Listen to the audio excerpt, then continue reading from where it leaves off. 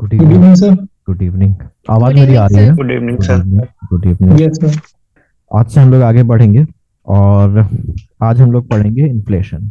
Inflation inflation का मतलब क्या होता है हिंदी में? मुद्रा मुद्रास्फीति। स्फीति। मुद्रास्फीति। मुद्रा गुड स्फीति। Evening sir. मुद्रास्फीति का मतलब क्या होता है? मुद्रास्फीति का मतलब होता है कीमतों का बढ़ना, है ना? कीमतों का बढ़ना, या सरल भाषा में बोल लें चीजों का महंगा होना। यहां पर देखिए मैंने यहां पर क्या लिखा है, चीजों का महंगा होना। यानी कि इन्फ्लेशन या मुद्रास्फीति का मतलब हुआ कि वो सिचुएशन जहां पर जो भी कमोडिटीज हैं, जो भी वस्तुएं हैं, जो भी चीजें हैं, उन सभी चीजों का दाम मार्केट में लगातार बढ़ता जा रहा है। ठीक है। यहाँ पर good evening good sir. Evening. यहाँ पर दो चीजें ध्यान रखने वाली हैं। पहली चीज ये है कि कीमतें बढ़ें, और कीमतें कैसे बढ़ें? लगातार बढ़ें। ठीक है। तो जब किसी भी इकोनॉमी में, किसी भी मार्केट में लगभग सभी चीजों के दाम लगातार बढ़ते रहते हैं तो उस सिचुएशन को हम लोग बोलते हैं मुद्रास्फीति, या इंग्लिश में क्या बोलते हैं? इन्फ्लेशन। ठीक है। ध्यान रखने वाली क्या बात है, किसी एक चीज या दो चीजों या बहुत कम चीजों के दामों को बढ़ने को हम यहाँ पर इन्फ्लेशन की कैटेगरी में नहीं लाएंगे। जब लगभग सभी चीजों के दाम बढ़ेंगे तभी उसको हम किस कैटेगरी में रखेंगे? इन्फ्लेशन की कैटेगरी में रखेंगे। बात यहां तक समझ में आ गई? तो बहुत बहुत बहुत सामान्य भाषा में हम क्या बोल सकते हैं इन्फ्लेशन को? अगर हम चलताऊ भाषा में बोलें तो क्या बोलेंगे? महंगाई का बढ़ना। बोल सकते हैं कि नहीं बोल सकते हैं? Good evening sir. Good evening Prabhinesh ji. ठीक है। क्या बोल सकते हैं? महंगाई का बढ़ना बोल सकते हैं। इन्फ्लेशन से रिलेटेड एक और टर्म है जिसको हम लोग बोलते हैं डिफ्लेशन। हिंदी में बोलते हैं इसको अपस्फीति। एक हो गया मुद्रा स्फीति और दूसरा हो गया डिफ्लेशन, यानी कि अपस्फीति जहां पर इन्फ्लेशन में कीमतें बढ़ती हैं, डिफ्लेशन में कीमतें क्या हो जाती हैं? घटती हैं। ठीक है। तो वैसे टेक्निकली तो हमारे पास दो टर्म्स हैं, इन्फ्लेशन और डिफ्लेशन, लेकिन रोजमर्रा की जिंदगी में या कॉमन जो पार्लेंस है उसमें डिफ्लेशन शब्द का इस्तेमाल बहुत कम किया जाता है। अगर हम इसको ऐसे बोलें कि डिफ्लेशन का मतलब क्या होता है? इन्फ्लेशन का कम होना, तो ये सही हो सकता है कि नहीं हो सकता है? क्लियर? डिफ्लेशन को क्या हम बोल सकते हैं? इन्फ्लेशन का कम होना या फॉलिंग इन्फ्लेशन।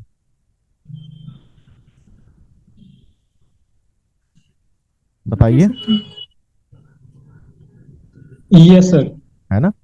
तो वैसे यस तो दो टर्म्स हैं, इन्फ्लेशन और डिफ्लेशन, लेकिन डिफ्लेशन एक टेक्निकल टर्म है जिसका सामान्य उसमें ज्यादा इस्तेमाल नहीं किया जाता है। हमको एग्जाम के पर्पज से तो ध्यान रखना ही है कि डिफ्लेशन क्या होता है, लेकिन जो सामान्य बोलचाल की भाषा है उसमें जनरली डिफ्लेशन की जगह पर हम बोलते हैं फॉल ऑफ इन्फ्लेशन या फॉलिंग इन्फ्लेशन या डिक्रीजिंग इन्फ्लेशन। इसको भी समझ के रखिएगा कि फॉलिंग इन्फ्लेशन का ही मतलब क्या होता है? डिफ्लेशन होता है। क्लियर? और डिफ्लेशन क्या है? यस इन्फ्लेशन का ठीक अपोजिट है। इन्फ्लेशन में दाम बढ़ते हैं और डिफ्लेशन में दाम घटते हैं। इन्फ्लेशन का सीधा संबंध एक और चीज से है। इन्फ्लेशन का मतलब क्या हो रहा है? चीजों के दाम बढ़ रहे हैं। एक टर्म आप सुनेंगे जिसको बोलते हैं रियल इनकम। रियल इनकम या good evening sir. Good evening Pawan ji. Real income या वास्तविक आय। रियल इनकम या वास्तविक आय का मतलब होता है परचेजिंग पावर से। परचेजिंग पावर का मतलब होता है क्रय शक्ति। फॉर एग्जाम्पल, एक पर्सन की जो इनकम है, जो आय है, वो आय है 100 रुपए। 100 रुपए है। मान लिया कि एक ही कमोडिटी परचेज करता है जिस कमोडिटी का जो दाम है वो 20 रुपए है, जिस वस्तु का दाम 20 रुपए है, तो अभी ये व्यक्ति इस 100 रुपए में इस 20 रुपए वाली वस्तु की कितनी यूनिट्स परचेज कर सकता है? 5 यूनिट्स परचेज कर सकता है, यानी कि इसके पास इसकी 5 यूनिट्स परचेज करने की पावर है। तो अभी इसकी परचेजिंग पावर कितनी है? इतनी कि वो इस इनकम में 5 यूनिट्स परचेज कर सकता है, तो परचेजिंग पावर 5 रुपए है। अब मान लेते हैं कि इन्फ्लेशन है और इन्फ्लेशन में इस पर्टिकुलर चीज के दाम बढ़ के हो जाते हैं कितने? 25 रुपए। तो इसी 100 रुपए में अब ये कितनी यूनिट्स परचेज कर पाएगा? 4। 4 यूनिट्स। यानी कि अब इसकी खरीद करने की जो शक्ति है, जो क्षमता है, वो बढ़ी या घटी? घटी। इन्फ्लेशन क्या हुआ, बढ़ा या घटा? इन्फ्लेशन बढ़ा। इन्फ्लेशन बढ़ा। यानी कि जब इन्फ्लेशन बढ़ता है तो इंसान की परचेजिंग पावर क्या होती है? कम होती है। कम होती है। घट जाती है। तो याद रखेंगे कि इन्फ्लेशन के बढ़ने से परचेजिंग पावर में कमी आती है, परचेजिंग पावर घट जाती है लोगों की। ये बहुत इंपॉर्टेंट पॉइंट है, उसको ध्यान रखिएगा कि इन्फ्लेशन का परचेजिंग पावर पर क्या असर पड़ता है। इन्फ्लेशन परचेजिंग पावर को घटा देता है। अच्छा, अगर मैं डिफ्लेशन का पूछूं कि डिफ्लेशन का परचेजिंग पावर यानी कि अपस्फीति का परचेजिंग पावर पर क्या असर पड़ता है, तो उसका जवाब क्या होगा? बढ़ेगा, क्योंकि चीजें हमारे क्या हो जाएंगी? कम हो जाएंगी। ठीक। अब यहाँ पर सबसे इंपॉर्टेंट चीज ये है कि जो इन्फ्लेशन है हम उसको, अच्छा हम यहाँ पर इन्फ्लेशन पढ़ेंगे, इन्फ्लेशन हम पढ़ के समझ गए तो डिफ्लेशन अपने आप समझ जाएंगे। और आखिरी में जब नीचे कर दीजिए। हाँ जी, क्या बोल रहे हैं? नीचे कर दीजिए पेज को थोड़ा। हाँ, तो अभी जब हम लोग इस चैप्टर को ग्रेजुअली आगे बढ़ेंगे और आगे बढ़ के जब इस चैप्टर को खत्म करेंगे तो हम इन्फ्लेशन से रिलेटेड बहुत सारे टर्म्स को भी डिस्कस करेंगे, जैसे हेडलाइन इन्फ्लेशन क्या होता है, बॉटलनेक इन्फ्लेशन क्या होता है, गलपिंग इन्फ्लेशन क्या होता है, क्रीपिंग इन्फ्लेशन क्या होता है, रिसीजन क्या होता है। वहीं पर हम लोग डिफ्लेशन को भी समझ लेंगे। ठीक है, वहां पर कुछ कर्व्स को भी हम लोग पढ़ेंगे, फिलिप्स कर्व को पढ़ेंगे, लेकिन अभी नहीं, आगे। फिलहाल अभी हम लोग अपनी जो स्टडी है उसको कंसंट्रेट करके रखेंगे केवल और केवल इन्फ्लेशन और उससे रिलेटेड बातों के ऊपर। समझ गए इस बात को? ठीक है। Yes sir. तो हटा दें इसको। सर चैप्टर का नेम इन्फ्लेशन है ना? हाँ, इन्फ्लेशन यानी कि मुद्रास्फीति। Yes sir. ठीक है। तो यहां पर हम लोगों ने देखा कि इन्फ्लेशन का मतलब है दाम बढ़ना। ठीक है, दाम बढ़ना। अब यहां पर हमको ये ध्यान देने वाली बात है कि आखिरकार दाम क्यों बढ़े, दाम क्यों बढ़ रहे हैं। ठीक है। अच्छा, दो प्रकार की चीजें होती हैं। एक वो चीजें होती हैं जैसे हम लोगों ने पढ़ा था ना कि हमारे देश में मिक्स्ड इकोनॉमी है ना। मिक्स्ड इकोनॉमी में जो मार्केट फोर्सेज होती हैं और जो गवर्नमेंट होती है वो दोनों ही प्राइसेस को डिटरमाइन करती हैं। कुछ चीजें ऐसी होती हैं जिनके प्राइसेस कौन डिटरमाइन करता है? सरकार डिटरमाइन करती है। और कुछ चीजें ऐसी होती हैं या अधिकांश चीजें ऐसी होती हैं जिनका जो दाम है वो कौन डिसाइड करता है? मार्केट डिसाइड करता है ना। ठीक है। अब जिन चीजों पर सरकार का कंट्रोल है तो सरकार तो उसका दाम जो निर्धारित कर देगी वो चीज उसी पर बिकेगी, ना उससे कम में बिकेगी ना उससे ज्यादा पर बिकेगी, तो उनको हम किनारे कर देते हैं। हम बात करते हैं उन चीजों की जिन चीजों के दाम मार्केट फोर्सेस डिसाइड करती हैं। और मार्केट फोर्सेस दो होती हैं, एक डिमांड होती है और दूसरी क्या होती है? सप्लाई होती है कि नहीं होती है? ठीक है। Yes sir. अब आप इस चीज को समझिए जरा सा। एक प्रैक्टिकल एग्जांपल लेते हैं कि एक मोहल्ले में एक समोसे की दुकान है और ये समोसे वाला समोसे बनाता है और दिन में केवल ये 100 समोसे बनाता है। और इसके जो 100 समोसे हैं वो कैसे बिक जाते हैं? पूरे बिक जाते हैं। और ये एक समोसा बेचता है फॉर एग्जाम्पल 10 रुपए का। ठीक है। लेकिन क्या हुआ, मोहल्ले के लोगों को उसके समोसे के दाम, समोसे जो है वो बड़े पसंद आ जाते हैं और इसके समोसे की जो डिमांड है वो एक दिन में 200 समोसे तक पहुंच जाती है। 200 समोसों तक पहुंच जाती है और ये डिमांड बढ़ती जा रही है, तो अब ये जो समोसे वाला है क्या ये 10 रुपए में ही समोसे बेचेगा? नहीं, दाम बढ़ा देगा। दाम बढ़ा देगा, जाहिर सी बात है। चीज जब ज्यादा बिकने लगती है तो लोग क्या कर देते हैं, दाम बढ़ा देते हैं। एक सिचुएशन ये भी हो सकती है कि ये जो व्यक्ति है ये 100 समोसे से ज्यादा बना ही नहीं सकता। जैसे इसके पास जो मटेरियल है, जो जगह है और जितना भी इसके पास समय है, वो केवल 100 समोसे बनाने भर ही सीमित है। तो ये 100 समोसे ज्यादा बना ही नहीं सकता, तो लोग अब क्या करेंगे कि वो ज्यादा दाम देकर भी समोसे खरीदने को तैयार रहेंगे। तो इससे भी क्या हो जाएगा, प्राइस बढ़ जाएगा। बढ़ेगा कि नहीं बढ़ेगा? जी सर। ठीक है। जी सर। यानी कि ये जो प्राइस बढ़ रहा है, ये क्यों बढ़ रहा है? ये बढ़ रहा है क्योंकि इस चीज की क्या हो गई है, डिमांड डिमांड ज्यादा डिमांड ज्यादा हो गई है। डिमांड ज्यादा हो गई है, तो डिमांड ज्यादा होने से क्या हो गया, प्राइस बढ़ गया। या ऐसा भी हो सकता है कि डिमांड तो 100 समोसों की ही है और ये 100 समोसे खरीदने वाले ऐसे हैं जिनको रोज समोसा खाना ही खाना है, नहीं खाएंगे तो उनको दिक्कत हो जाएगी, उनका लगता है कुछ हुआ ही नहीं, आज उनका पेट खराब हो जाएगा, कुछ ऐसा उनके साथ। ठीक है। लेकिन वो जो समोसे वाला है, उस समोसे वाले को मटेरियल अब कम मिलने लगा और वो केवल दिन में कितने समोसे बना पा रहा है, 20 समोसे बना पा रहा है ना? ठीक है। या 50 बना पा रहा है, तो वो समोसों की सप्लाई यहां पर कम होगी, लेकिन सप्लाई के करस्पॉन्डिंग डिमांड क्या है, ज्यादा है। यानी कि जब भी सप्लाई और डिमांड में मिसमैच होगा और डिमांड सप्लाई से आगे निकल जाएगी, तो जाहिर सी बात है प्राइस क्या होंगे, ऑटोमेटिकली बढ़ जाएंगे। बढ़ जाएगी। ठीक है। तो डिमांड के बढ़ने की वजह से जब कीमतें बढ़ती हैं तो ये इसको कहते हैं डिमांड पुल इन्फ्लेशन। क्या बोलते हैं, डिमांड डिमांड पुल इन्फ्लेशन। समझ में आ गई बात ये? Yes sir. दूसरी चीज ये है कि ये व्यक्ति जब समोसे बना रहा है तो समोसे बनाने के लिए क्या चाहिए, फॉर एग्जांपल आलू चाहिए, मैदा चाहिए। ठीक है। इसके अलावा ऑयल चाहिए और साथ साथ गैस चाहिए। ठीक है। अभी आलू जो है वो 10 रुपए किलो है और 10 रुपए किलो आलू खरीद के ये समोसे बना रहा है और आलू हो जाते हैं अचानक से फॉर एग्जाम्पल 80 रुपए किलो। तो क्या समोसों को बनाने की लागत उतनी ही रहेगी? नहीं। समोसों की लागत बढ़ जाएगी, है ना? तो जब समोसों की लागत बढ़ जाएगी तो क्या ये अपने घर से पैसे लगाएगा?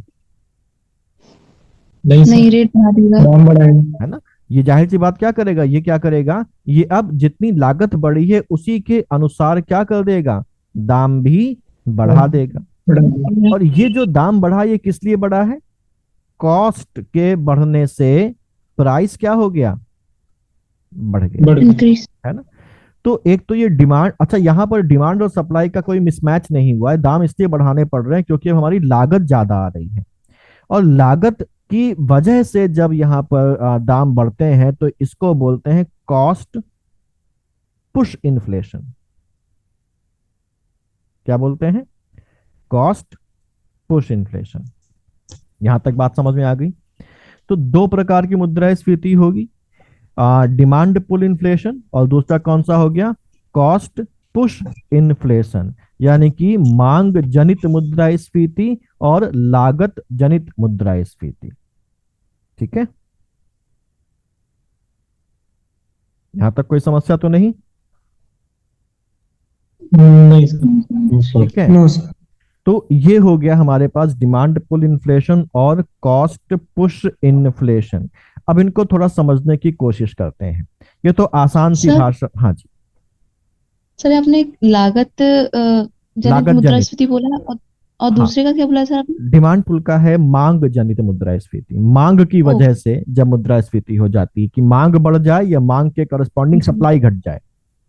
जी सर। ठीक है।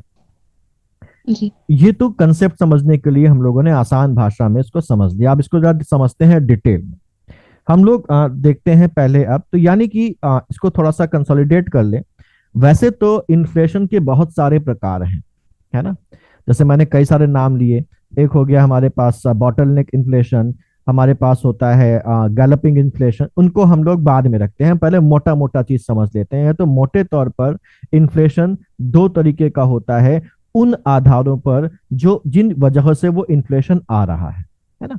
यानी कि अपने कारण की वजह से इन्फ्लेशन दो प्रकार का होता है। पहला है डिमांड पुल इन्फ्लेशन या मांग जनित मुद्रास्फीति, और दूसरा है कॉस्ट पुश इन्फ्लेशन या लागत जनित मुद्रास्फीति। हम लोग पहले बात करेंगे डिमांड पुल इन्फ्लेशन की।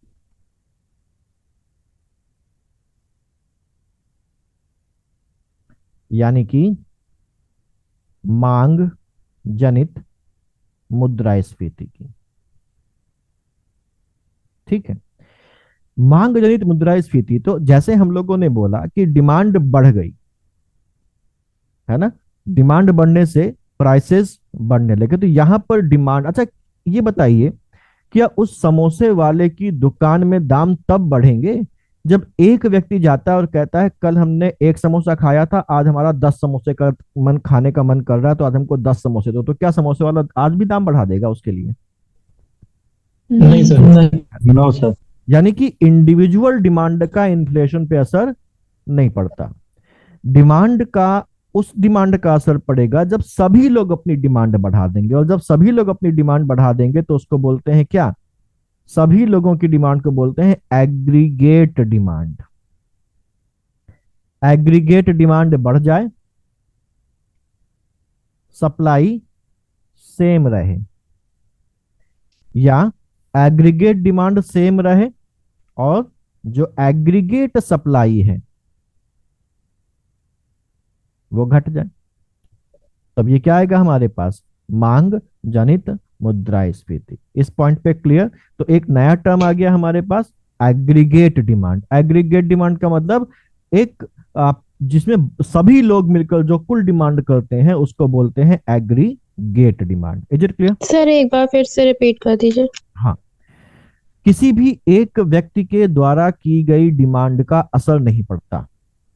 वही जब सभी लोग डिमांड बढ़ाएंगे, जब सभी लोग ज्यादा क्वांटिटी ऑफ कंज्यूम करना शुरू कर देंगे, सभी लोगों की डिमांड बढ़ेगी, तभी ये चीजों के दाम बढ़ेंगे। और जब सभी लोगों की डिमांड बढ़ती है तो उस डिमांड को हम लोग बोलते हैं एग्रीगेट डिमांड, है ना। इसको ऐसे भी कह सकते हैं कि टोटल डिमांड, सभी लोगों के द्वारा की जा रही जो कुल डिमांड है, उस कुल डिमांड को बोलते हैं aggregate demand. Clear? Yes sir. ठीक है, अब यहां पर लोग डिमांड बढ़ा रहे हैं, तो आखिरकार लोगों के द्वारा डिमांड क्यों बढ़ाई जा रही है ना। अच्छा, एक व्यक्ति जो अभी सर थोड़ा सा नीचे कर दीजिए बस एक बार। एक व्यक्ति जो अभी एक समोसा रोज खा रहा है, वो अब समोसे ज्यादा क्यों खाने लगेगा? मनी सप्लाई से ज्यादा उसके पास पैसा ज्यादा हो इनकम जाएगा, बढ़ गए, या हो सकता है कि परचेजिंग उसके यहाँ मेहमान आ गया हो, कोई उसका कोई दोस्त आ गया हो, तो कहता है आज मेरा दोस्त भी समोसे खाएगा, तो वो दोस्त के लिए भी एक समोसा ले ले रहा है ना। हो सकता है कि नहीं हो सकता है? तो यस सर। यहाँ पर आखिर हम ये देख रहे हैं कि ये डिमांड पुल इन्फ्लेशन क्यों आता है। अभी हमने देखा इन्फ्लेशन क्यों आता है, तो या तो डिमांड की वजह से आएगा या कॉस्ट की वजह से आएगा। अब डिमांड की वजह से आया तो डिमांड क्यों बढ़ रही है, हम इसको देखते हैं, यानी कि देख रहे हैं कि डिमांड पुल इन्फ्लेशन क्यों आ रहा है। तो जैसा अभी बताया अतुल जी ने कि पैसा बढ़ रहा है, लोगों के पास पैसा बढ़ रहा है, यानी कि मनी सप्लाई बढ़ी। मनी सप्लाई कैसे बढ़ी? इकोनॉमी में जब ज्यादा पैसा आ जाता है, लोगों के पास ज्यादा पैसा आ जाता है, तो अब लोग ज्यादा खर्च भी करेंगे, और ज्यादा खर्च करेंगे तो उनके ज्यादा खर्च करने की वजह से अब चीजों की डिमांड भी क्या होगी? बढ़ेगी। बढ़ेगी। तो अगर मार्केट या इकोनॉमी में मनी सप्लाई बढ़ जाती है, तो मनी सप्लाई के बढ़ने से क्या होगी? एग्रीगेट डिमांड भी बढ़ेगी, और इसका इंपैक्ट क्या होगा? इन्फ्लेशन भी क्या होगा? बढ़ेगा। अब ये मनी सप्लाई कैसे बढ़ सकती है? लोगों के वेतन बढ़ जाए, है ना, for example. Yes sir, loan सस्ते हो जाए। हाँ, इंक्रीज इन सैलरी और वेजेस। जैसे अभी हम लोगों ने देखा कि ताकि 7th पे कमीशन जब आया तो लोगों की सैलरीज कई गुना बढ़ गई, है ना। तो लोगों की सैलरीज जब बढ़ गई तो लोग पहले जो चीज अफोर्ड नहीं कर पाते थे, या लोग पहले जो चीज सीमित मात्रा में अफोर्ड करते थे कि भाई हमारे यहाँ महीने में केवल 1 किलो घी आएगा, अब उनके यहाँ महीने में 5 किलो घी आ रहा है। क्यों? क्योंकि सैलरी बढ़ गई तो कहीं ना कहीं तो खर्च करनी है ना। ठीक है, तो जब सैलरी और वेजेस बढ़ेंगे तो लोगों के हाथ में खर्च करने के लिए ज्यादा पैसा आएगा, और जब पैसा बढ़ेगा तो डिमांड बढ़ेगी, और डिमांड बढ़ेगी तो क्या होगा? डिमांड पुल इन्फ्लेशन आएगा। ठीक है, दूसरा क्या है? दूसरा है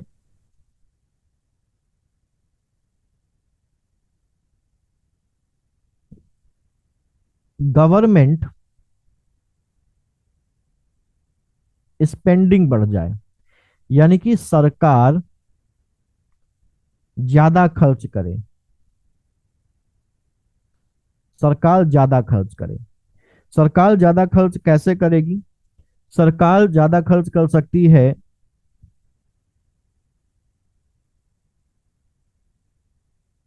जन कल्याण के लिए। सरकार ज्यादा खर्च कर सकती है इंफ्रास्ट्रक्चर के लिए।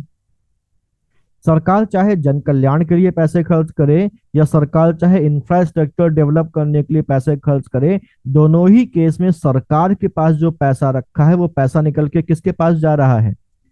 पब्लिक के पास जा रहा है ना। जन कल्याण का मतलब क्या है? जन कल्याण में खर्च करने के लिए सरकार ने एक नई स्कीम शुरू कर दी, जिस स्कीम के अंदर उसने जारी कर दिया बेरोजगारी भत्ता, कि हर बेरोजगार को हर महीने 1500 रुपए खर्च उसको दिए जाएंगे। तो अब वो व्यक्ति जिसके पास कुछ भी खर्च करने के लिए नहीं था, घर वाले भी उसको दुत्कार के भगाते थे कि पैसा लेने आ गया है ना, उसको अब सरकार 1500 रुपए दे रही है, तो वो उस 1500 रुपए को जेब में रख के घूमेगा या बैंक में जमा कर देगा जाके। समझदार होगा तो जमा कर देगा, अदरवाइज वो क्या करेगा? उससे अपनी जरूरतें पूरी करेगा। पढ़ने वाला है तो किताबें खरीदेगा, है ना। नहीं पढ़ने वाला तो वो जहां पर चाहेगा वहां पर खर्च करना शुरू करेगा। तो ये जो बेरोजगारी भत्ता आया, तो उस बेरोजगार के पास पैसा आ गया और उस पैसे को अब खर्च करेगा। तो जाहिर सी बात है अब मार्केट में मनी सप्लाई बढ़ गई, लोगों के खर्च करने की क्षमता बढ़ गई, जिससे डिमांड बढ़ेगी, और डिमांड बढ़ने से फिर क्या हो जाएगा? डिमांड पुल इन्फ्लेशन आएगा। ऐसे ही अभी कुछ समय पहले एक चीज थी, यूनिवर्सल बेसिक इनकम। बेरोजगारी भत्ता जैसे ही यूनिवर्सल बेसिक इनकम सरकार ने लॉन्च कर दी कि सभी लोगों को सरकार इतने पैसे देगी ही देगी, एक निश्चित उम्र से ऊपर के लोगों को। पब्लिक के पास पैसा बढ़ा। ऐसे ही सरकार ने अगर कोई पेंशन योजना शुरू कर दी, जैसे अभी चल ही रही है, विधवा पेंशन योजना चलती है, दिव्यांग पेंशन योजना चलती है, तो ये लोग जिनके पास कहीं से इनकम का सोर्स नहीं है, जिनके पास पेंशन के रूप में पैसे आ रहे हैं, तो वो उस पैसे का इस्तेमाल करके वो क्या कर रहे हैं? अपनी डिमांड कर रहे हैं, उन पैसे को खर्च कर रहे हैं। इससे भी क्या हो सकता है? इन्फ्लेशन आ सकता है। ऐसे ही कोई भी जन कल्याण की योजना में सरकार के पास से पैसा निकलकर जब इकोनॉमी में जाएगा, मार्केट में जाएगा, तो मार्केट में मनी सप्लाई बढ़ेगी, और मनी सप्लाई के बढ़ने से डिमांड भी क्या होगी? बढ़ेगी। क्लियर? यहां तक कोई समस्या तो नहीं? No sir. Sir universal basic income क्या होता है? यूनिवर्सल बेसिक इनकम का मतलब होता है कि यहाँ पर सरकार एक नीति बनाती है जहां पर वो सभी को, चाहे वो मतलब वो लोग जो रोजगार में हैं, उनके अलावा वो सभी लोग जो रोजगार नहीं कर रहे हैं, उनको एक नियत अमाउंट बांध देती है कि इनको इतना पैसा मिलेगा ही मिलेगा सरकार की तरफ से। ठीक है, ओके सर। सर वो बेरोजगारी और भत्ते बेरोजगारी की तरह ही है। Okay sir. ठीक है, इंफ्रास्ट्रक्चर डेवलप करने के लिए सरकार ने कहा कि भाई हम अपने देश में अब एक फॉर एग्जांपल रोड बनवाएंगे, या नेशनल हाईवेज का निर्माण करवाएंगे, या हम पुल बनवा रहे हैं। तो सरकार जब इस तरीके के इंफ्रास्ट्रक्चर डेवलप करती है, तो सरकार ने नेशनल हाईवे बनवाया और 5,000 करोड़ रुपए की इसमें लागत निर्धारित करेगी, और 5,000 करोड़ रुपए सरकार क्या कर रही है? नेशनल हाईवेज को बनवाने में खर्च कर रही है। तो जब सरकार नेशनल हाईवे बनवाएगी तो 5,000 करोड़ रुपए सरकार की जेब से निकलकर कहां पर आ जाएंगे? मार्केट में आ जाएंगे, उन लोगों के पास आ जाएंगे, नेशनल हाईवे बना रहे हैं, उन मजदूरों के पास आ जाएंगे, उन कंपनीज के पास आ जाएंगे, और पैसा निकल के इकोनॉमी में फैल जाएगा, लोगों के पास पहुंचेगा। और लोग क्या करेंगे? इस पैसे के आने के बाद उनकी डिमांड भी क्या हो जाएगी? बढ़ जाएगी। क्यों? क्योंकि मनी सप्लाई बढ़ रही है, और मनी सप्लाई अल्टीमेटली किसको बढ़ा देगी? इन्फ्लेशन को बढ़ा देगी। क्लियर? Yes sir. ठीक है, यहां तक कोई समस्या तो नहीं, किसी के मन में कोई शंका? No sir. No sir. नहीं सर। हाँ सर। अगला क्या है हमारा?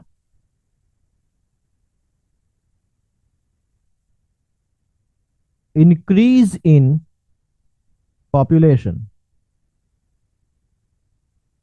यानी कि जनसंख्या वृद्धि। एक आदमी है, उस आदमी के घर में केवल वही है जिसका नाम है ए। ये आदमी रोज 2 समोसे खाता है। फिर इसकी शादी हो गई, इसकी बीवी आ गई मिसेज ए। अब वो दोनों मिलके 2 समोसे खाते हैं, तो कितने समोसे की डिमांड हो गई? 4। अच्छा। ए अपने घर से अपने माँ बाप को भी ले आया, यानी कि माँ भी उसकी आ गई और उसके पापा भी आ गए, ये भी 2 समोसे खाने लगे, तब डिमांड कितनी हो गई? 8 समोसे की। 8। तो जैसे जैसे इसके घर में लोगों की संख्या बढ़ती जाएगी, इसका बेटा पैदा हुआ, वो 1 समोसा खाता है ना, तो समोसों की संख्या क्या हो गई? बढ़ गई, 9 समोसे। तो जैसे जैसे जनसंख्या वृद्धि होगी, वैसे वैसे हर व्यक्ति जो ऐड होगा वो डिमांड में भी कुछ एडिशन करेगा। करेगा कि नहीं करेगा? है ना। तो डिमांड में जब एडिशन होगा तो डिमांड क्या हो रही है? बढ़ रही है। तो जनसंख्या वृद्धि से भी डिमांड बढ़ती है, और जब ये डिमांड सप्लाई से ज्यादा हो जाएगी और एक मिसमैच क्रिएट हो जाएगा सप्लाई और डिमांड के बीच में, तो ऑटोमेटिकली चीजों के दाम बढ़ने हो जाएंगे शुरू। क्लियर? तो एक कारण ये भी है जनसंख्या में वृद्धि। ठीक है, अगला है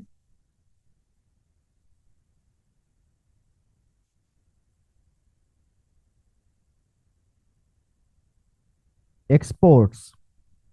ठीक, फॉर एग्जाम्पल हमारे देश में प्याज की उपज हुई, मान लिया प्याज की उपज हुई 200 मीट्रिक टन। ये प्याज हमारे देश में उपजा। सरकार ने कहा कि हम इसमें से 180 मीट्रिक टन प्याज क्या कर देंगे? एक्सपोर्ट कर देंगे। तो 100 मीट्रिक टन प्याज कहां चला गया? देश के बाहर चला गया।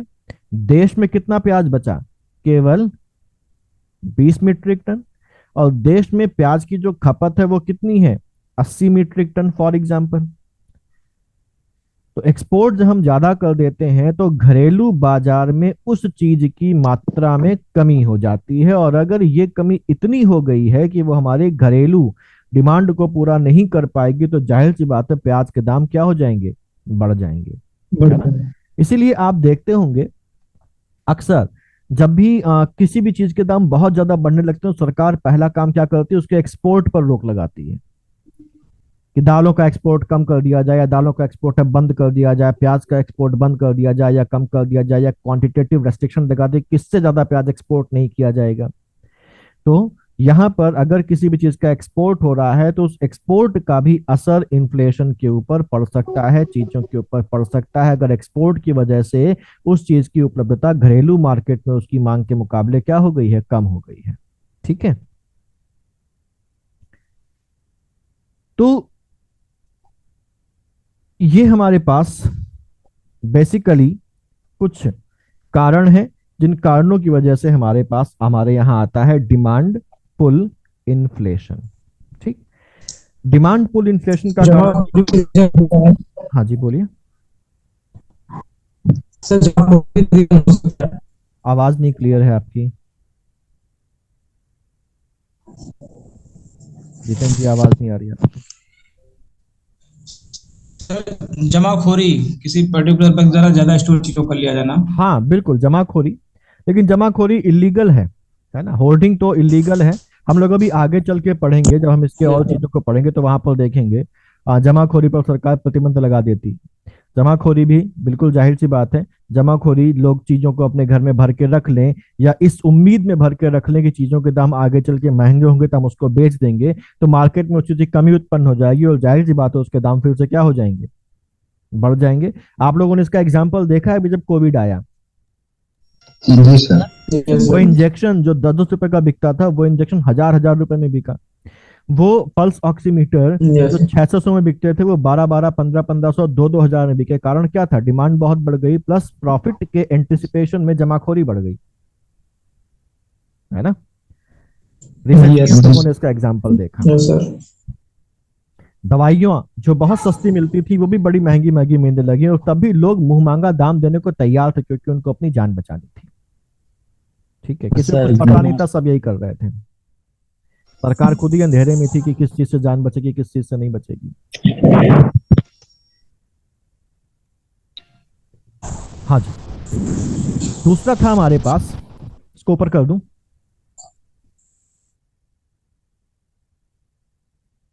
Yes, sir. Cost push inflation.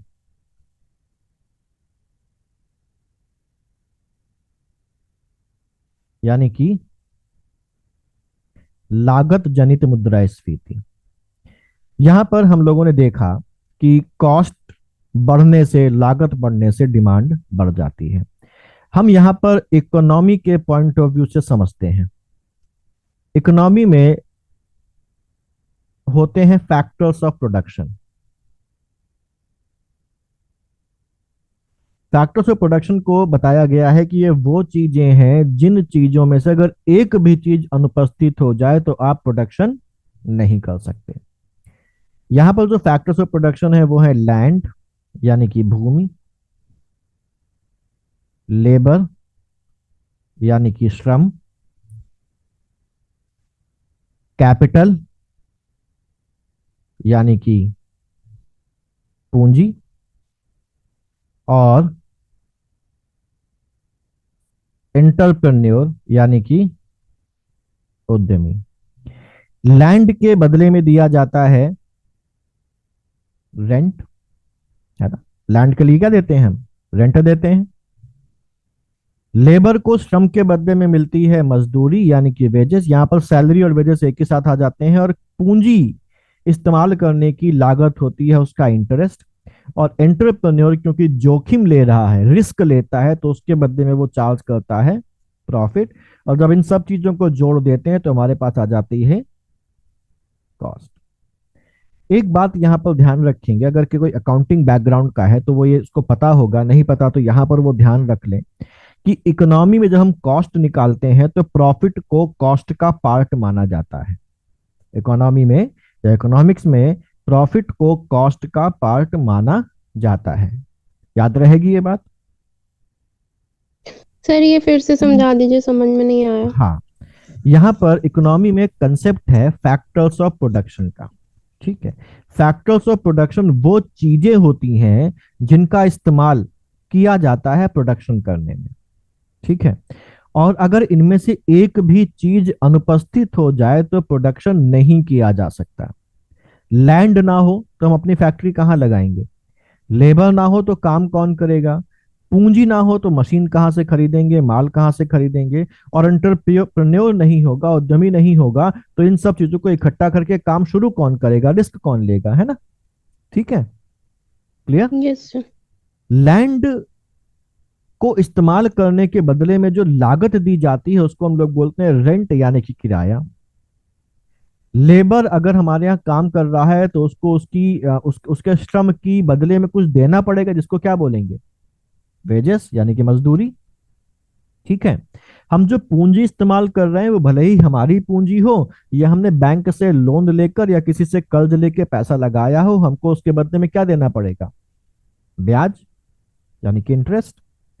और जो उद्यमी है वो उद्यमी रिस्क ले रहा है बिजनेस का। रिस्क किस चीज का? कि इन सबको करने में उसको नुकसान भी हो सकता है। तो नुकसान होने का रिस्क होने के बावजूद भी वो काम शुरू कर रहा है, तो इस रिस्क के बदले में वो कुछ चाहता है कि भाई हमने रिस्क लिया है तो हमको भी कुछ मिलना चाहिए, तो उसको इस रिस्क के बदले में क्या मिलता है? प्रॉफिट। ठीक है, क्लियर? Yes sir. तो Yes, यहां पर ये फैक्टर्स ऑफ प्रोडक्शन है। और इन फैक्टर्स ऑफ प्रोडक्शन को जो भी चीजें दी जा रही हैं, जब हम उसकी टोटलिंग कर देते हैं तो हमारे पास आ जाती है लागत। ठीक, और इकोनॉमिक्स में जो प्रॉफिट होता है वो लागत का ही हिस्सा होता है। इसको ध्यान रखने वाली बात है। तो अगर हेलो सर। हाँ जी बोलिए। सर ऐसे एक क्वेश्चन था, मतलब बेनिफिट और प्रॉफिट में कुछ अंतर है, मतलब दोनों बेनिफिट और में? प्रॉफिट में बिल्कुल अंतर है। प्रॉफिट हमको रिस्क लेने के बदले में मिलता है, बेनिफिट हमको बिना रिस्क के भी मिल जाता है। Okay sir. ठीक है। सर ये लाइन Yes. क्या बोले लास्ट में, प्रॉफिट क्या?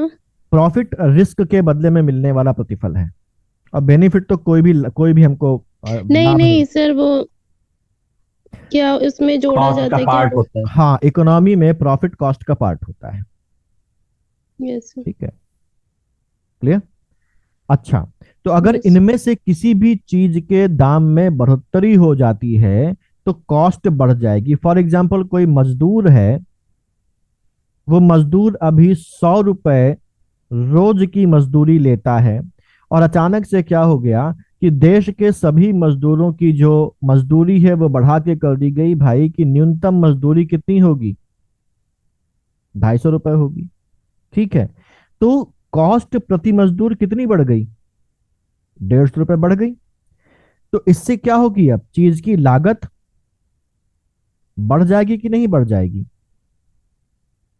जी सर। है ना। ऐसे ही एक और एग्जांपल लेते हैं, सिंपल सा एग्जांपल, एक रियल लाइफ का एग्जांपल लेते हैं। टेम्पो जो लोग चलाते हैं उनके लिए जो मुख्य लागत है वो क्या है? जो डीजल या सीएनजी वो इस्तेमाल करते हैं। तो अगर डीजल के दाम बढ़ जाते हैं या सीएनजी के दाम बढ़ जाते हैं तो वो तुरंत क्या बढ़ा देते हैं? किराया बढ़ा देते हैं, है ना। तो ये जो सीएनजी की लागत या किराए की लागत या जो डीजल की लागत बढ़ाई गई, उस लागत के बढ़ने से जो कीमत है, जो प्राइस है ऑटो में सफर करने का, वो क्या हो गया? वो भी बढ़ गया। तो ये किस प्रकार का इन्फ्लेशन हो गया? कॉस्ट पुश इन्फ्लेशन हो गया। ठीक है, क्लियर। Yes sir. अच्छा, एक चीज और देखें कि मान लिया कि एक जगह ए है और ए से बी तक जाने का टेम्पो का किराया फॉर एग्जांपल 5 रुपए है। ठीक है, और यूपी पीसीएस का एग्जाम पड़ जाता है, प्री का एग्जाम पड़ जाता है, और यहां पर ए पर पड़ जाता है सेंटर और बी पर है क्या? स्टेशन। ठीक है, तो यहां पर बहुत ज्यादा बच्चों की भीड़ हो जाती है पेपर छूटने के बाद, और हम लोगों ने देखा होगा, सबने ही एक्सपीरियंस किया है कि फिर टेम्पो वाले कहते हैं 10 रुपए लेंगे या हाँ सर। 15 रुपए यस लेंगे। सर। होता है कि नहीं होता है? ठीक है, यस सर। तो ये जी दाम सर। क्यों बढ़े? ये किस प्रकार का, अगर हम इसको कैटेगराइज करना चाहें तो किस कैटेगरी में डालेंगे? कॉस्ट पुश या डिमांड पुल में? डिमांड वाली है, क्योंकि डिमांड ज्यादा बढ़ गई। Demand pull. हाँ जी। अब हम लोग वापस आ जाते हैं कॉस्ट पुश इन्फ्लेशन में। कॉस्ट पुश इन्फ्लेशन में हम देख रहे हैं कि लागत बढ़ रही है।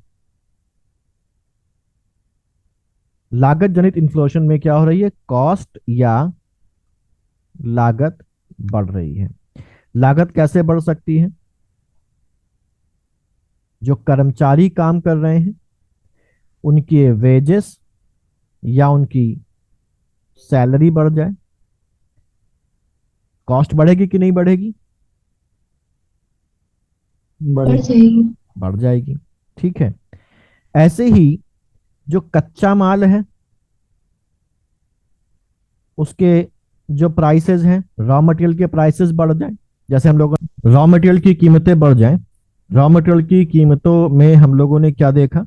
जैसे अभी हम लोगों ने समोसे वाले का एग्जांपल लिया था कि जो समोसे वाला है, समोसे वाले के पास जो रॉ मटेरियल है वो आलू है, आलू 10 रुपए किलो मिल रहा है, और अचानक से आलू के दाम बढ़ के कितने हो जाते हैं? 80 रुपए किलो हो जाते हैं। तो समोसों की कीमतें बढ़ा देगा। ऐसे ही टेम्पो वाले का एग्जांपल हम लोगों ने लिया कि टेम्पो वाले के लिए डीजल के दाम बढ़ गए, तो उसके लिए बेसिकली रॉ मटेरियल क्या है भाई? डीजल है, तो उसने किराया बढ़ा दिया। तो जब रॉ मटेरियल या जो भी मटेरियल हम लोग यूज करते हैं कच्चे माल की तरह, जब उसके दाम बढ़ जाएंगे तो अल्टीमेटली क्या होगा? एंड प्रोडक्ट के दाम भी बढ़ जाएंगे, है ना। इसीलिए हम लोग देखते हैं जब दुनिया में तेल की कीमतें बढ़ने लगती हैं तो भारत के जो इकोनॉमिस्ट हैं वो परेशान होने लगते हैं कि इससे क्या आएगा? इन्फ्लेशन आएगा। ऐसे ही जब देश में पेट्रोल की कीमतें बढ़ती हैं तो जाहिर सी बात है हमारे घर के लोग ये चिंतित हो जाते हैं कि अब हर चीज के दाम बढ़ेंगे। क्यों? क्योंकि पेट्रोल या डीजल लगभग हर उद्योग में इस्तेमाल होता है, ट्रांसपोर्टेशन में इस्तेमाल होता है, गेहूं भी महंगा होगा, बाकी सारा मटेरियल भी महंगा होगा, है ना। जी सर। जी सर। तो कच्चे माल की कीमतें बढ़ने से कॉस्ट पुश इन्फ्लेशन आएगा। ऐसे ही अगर जो उत्पादक हैं वो अगर अपना प्रॉफिट बढ़ाएं कि भाई अभी हम 10% प्रॉफिट लेते थे, अब हम 15% प्रॉफिट लेंगे, तो चीजों की कीमतें बढ़ेंगी कि नहीं बढ़ेंगी? सर बढ़ जाएंगे। ठीक है। ऐसे ही अगर इंपोर्ट प्राइसेस बढ़ जाएं, इंपोर्ट प्राइसेस बढ़ जाएं तो चीजों की कीमतें बढ़ेंगी कि नहीं बढ़ेंगी? जैसे अभी रिसेंटली कोविड के बाद एक चीज आई थी जो सिलिकॉन चिप्स आती हैं, है ना? सिलिकॉन चिप्स आती हैं, इनकी इनकी इनकी इनकी इंपोर्ट प्राइस क्या हो गया? बढ़ गया। चाइना से अभी हमको महंगी मिल रही, क्योंकि चाइना में कमी हो गई तो इनकी ये हमको महंगी मिल रही, तो इनके महंगी होने से उन सभी चीजों के दाम बढ़ गए जिन चीजों में ये सिलिकॉन चिप्स का इस्तेमाल होता है, वो चाहे मोबाइल फोन हो, वो चाहे कारें हो, जहां पर भी इन सिलिकॉन चिप्स का इस्तेमाल होता है, उन सभी चीजों के दाम क्या हो गए? बढ़ गए। तो इंपोर्ट की कीमतें अगर बढ़ती हैं तो वो सभी चीजें जिन चीजों के लिए आने वाला माल इंपोर्ट पर डिपेंडेंट है, उन सभी चीजों की कीमतें भी बढ़ जाएंगी। ठीक है। Yes sir. इसी तरीके से अगर सरकार इनडायरेक्ट टैक्सेस बढ़ा देती है, इनडायरेक्ट टैक्सेस बढ़ा देती है, फॉर एग्जांपल सरकार जीएसटी का रेट बढ़ा देती है कि अभी जिन चीजों पर जीएसटी लगता था फॉर एग्जांपल 12% से, उन सभी चीजों पर जीएसटी लगेगा कितना? अब 18% से। तो उन सभी चीजों जो इस कैटेगरी में आ गई, उन सभी चीजों के दाम भी क्या हो जाएंगे? बढ़ जाएंगे। बढ़ जाएंगे। तो ये सभी बातें जो हैं वो किसी ना किसी तरीके से डायरेक्टली इनडायरेक्टली कीमतों को प्रभावित कर, कॉस्ट को प्रभावित कर रही हैं और कॉस्ट को बढ़ा रही हैं, और कॉस्ट को बढ़ाने से फिर से क्या हो जाएंगी? कीमतें बढ़ेंगी। और क्योंकि ये कीमत कॉस्ट के बढ़ने की वजह से बढ़ी है, इसलिए इसको हम बोलते हैं कॉस्ट पुश इन्फ्लेशन। ठीक है। यस यस ठीक है? अब एक चीज देख लेते हैं कि आखिरकार हम इन्फ्लेशन को मापते कैसे हैं, है ना? फिर आगे बढ़ते हैं। तो मेजरमेंट ऑफ इन्फ्लेशन, आगे चले। यहां तक किसी को कोई समस्या तो नहीं? सब चीज समझ में आ रही है आसानी से? ये तो आसान सी चीज वैसे भी है ना? आप लोगों को पहले से भी आती होगी। Measurement of inflation.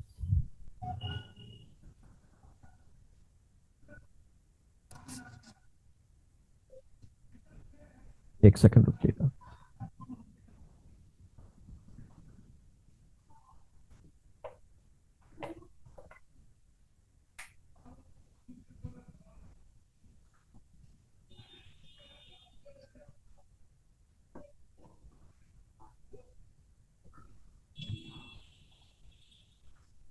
हाँ जी, मेजरमेंट ऑफ इन्फ्लेशन, यानी कि इन्फ्लेशन को मेजर कैसे करते हैं।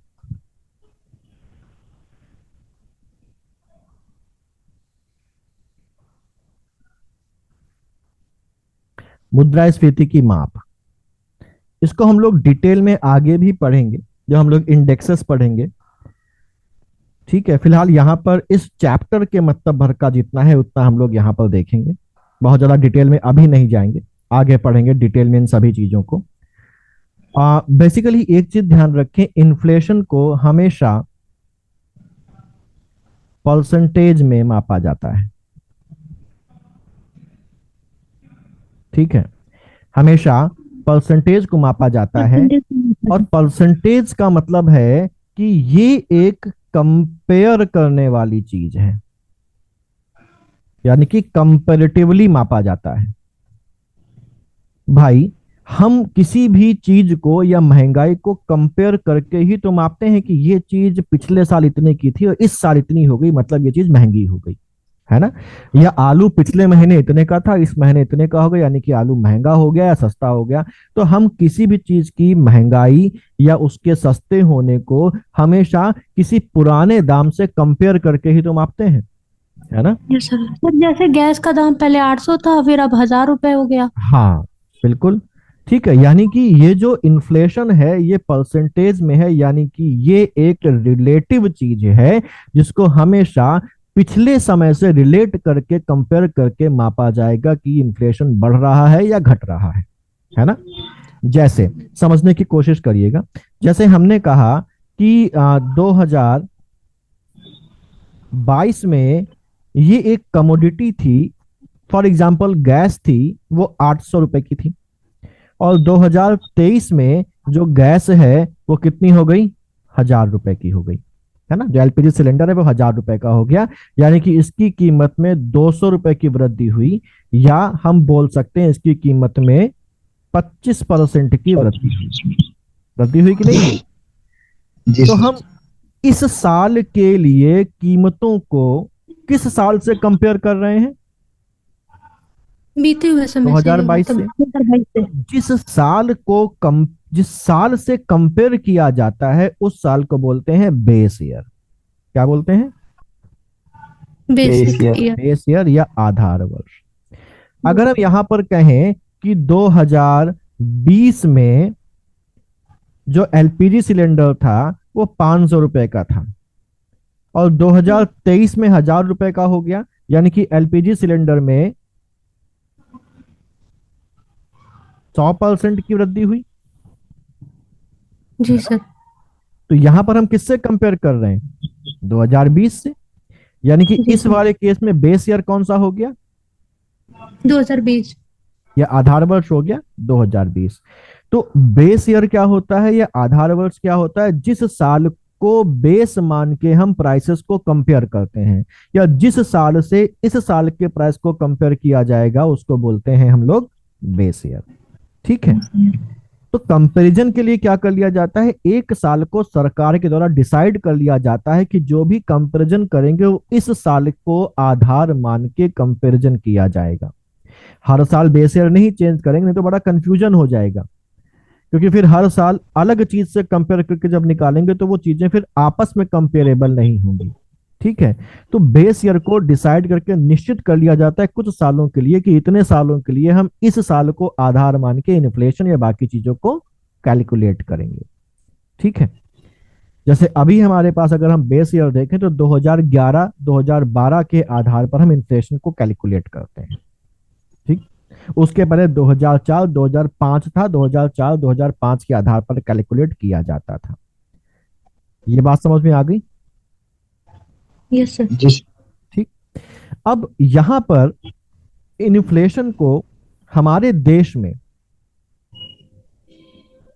हम अपने देश की बात छोड़ें, ओवरऑल अगर देखें तो 3 तरीकों से मापा जाता है।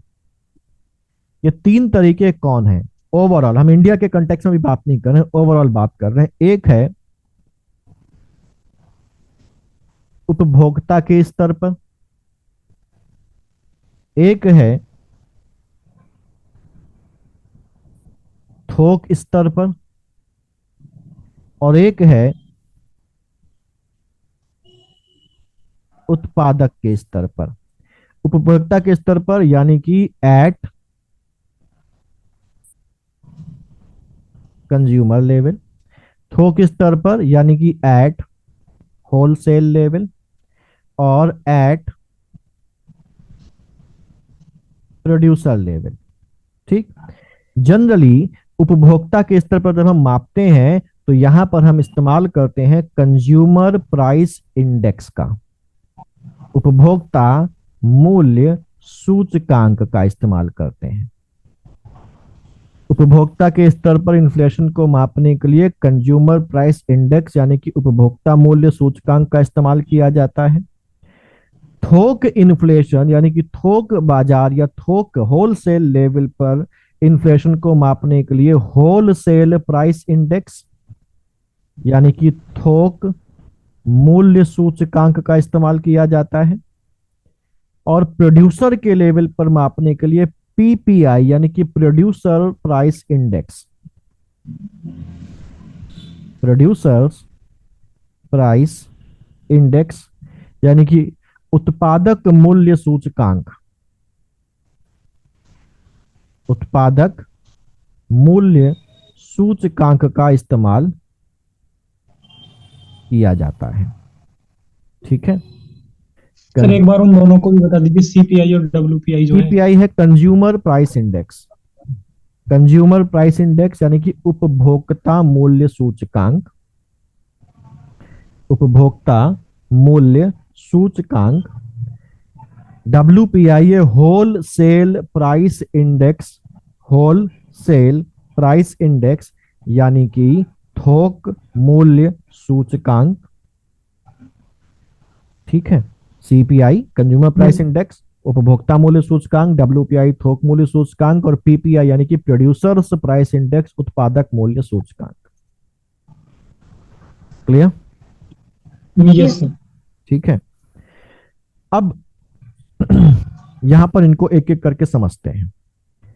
अभी हम केवल इन्फ्लेशन के कंटेक्स्ट में समझेंगे और आगे जब चलेंगे हम लोग तो अभी इनको डिटेल में भी पढ़ेंगे थोड़ा सा कि कंज्यूमर प्राइस इंडेक्स, क्योंकि इन पर अलग से भी सवाल आ जाता है कि कंज्यूमर प्राइस इंडेक्स क्या होता है, कंज्यूमर प्राइस इंडेक्स को मापने के लिए कितनी वस्तुओं का इस्तेमाल किया जाता है, वगैरह वगैरह।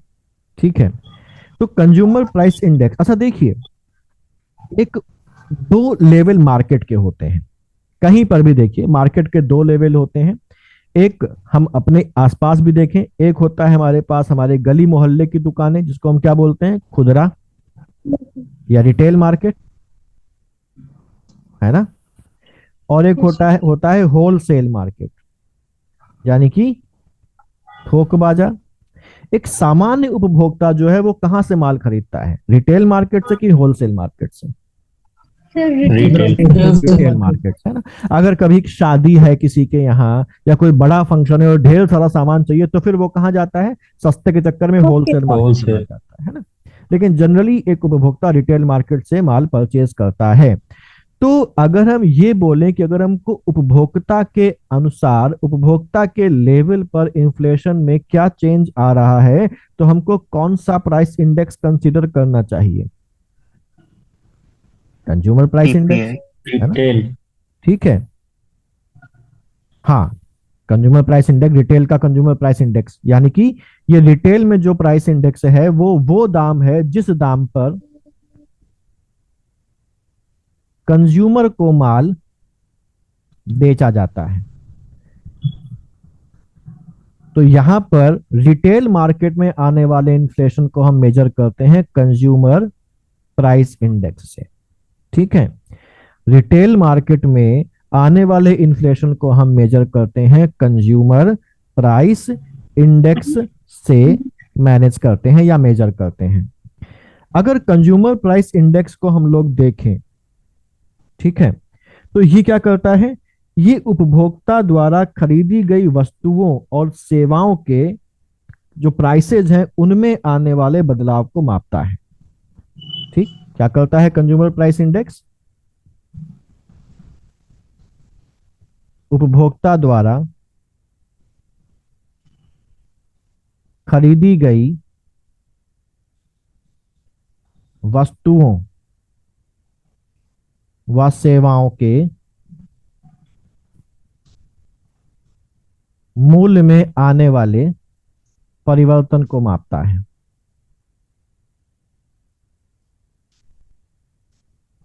यहां पर ध्यान रखिए, यहां पर वस्तुओं और सेवाओं दोनों को कंसीडर किया जाता है। ठीक है, कंज्यूमर प्राइस इंडेक्स में वस्तुओं और सेवाओं दोनों को कंसीडर किया जाता है। लेकिन जब हम होलसेल, अभी इसलिए बता रहा हूं क्योंकि आपको ध्यान रहे, जब हम होलसेल प्राइस इंडेक्स पढ़ेंगे तो होलसेल प्राइस इंडेक्स में सेवाएं यानी कि सर्विसेज शामिल नहीं की जाती। ठीक है, याद रखिएगा। कंज्यूमर प्राइस इंडेक्स में, हाँ जी सर, इसको एक बार फिर से रीड कर दीजिए। ये सेवाओं के, उपभोक्ता द्वारा खरीदी गई वस्तुओं व सेवाओं के मूल्य में आने वाले परिवर्तन को मापता है कंज्यूमर प्राइस इंडेक्स।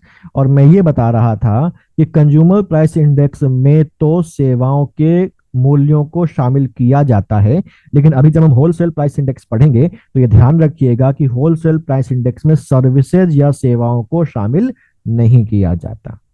क्लियर? जी सर। ठीक है। अब कंज्यूमर प्राइस इंडेक्स को अगर हम ऐसे बोलें कि कंज्यूमर प्राइस इंडेक्स बात करता है कि कंज्यूमर को कोई भी चीज कितने में पड़ रही है, कंज्यूमर के लिए यानी कि अंतिम उपभोक्ता के लिए चीजें महंगी हुई हैं या सस्ती हुई हैं, तो वो इस बात को बताएगा हमें।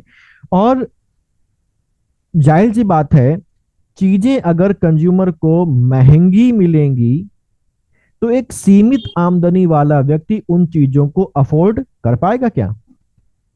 नहीं कर पाएगा। तो जब उस चीजों को वो अफोर्ड नहीं कर पाएगा तो उसका जीवन स्तर क्या होगा, ऊपर जाएगा कि नीचे जाएगा? और नीचे आएगा, निम्न हो नीचे जाएगा। आएगा। और अगर चीजें सस्ती हो रही हैं तो उसका जीवन स्तर कहाँ जाएगा? सर थोड़ा सा उच्च हो जाएगा है मतलब। ना? ठीक है, यानी कि वो जब चीजें सस्ती होंगी तो वो अच्छी चीजों को ज्यादा कंज्यूम करेगा, और चीजें जब महंगी हो जाएंगी तो वो अच्छी चीजों का कंजम्पशन क्या कर देगा, कम कर देगा, कम कर क्योंकि देंगे। उनको अफोर्ड ही नहीं कर पा रहा है। तो हम ये भी बोल सकते हैं कि कंज्यूमर प्राइस इंडेक्स जो है वो बेसिकली जीवन स्तर को मापने के काम भी आता है, जीवन स्तर को भी मापता मापने के है। काम।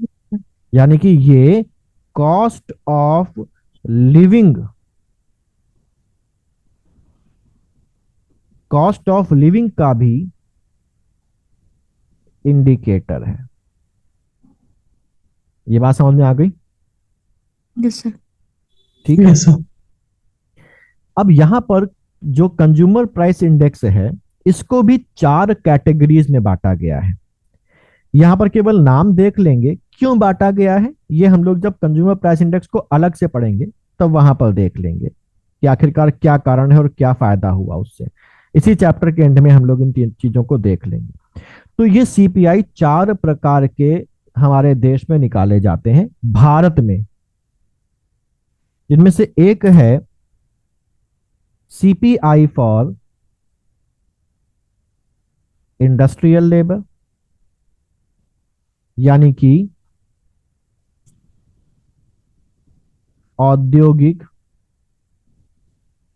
मजदूरों के लिए,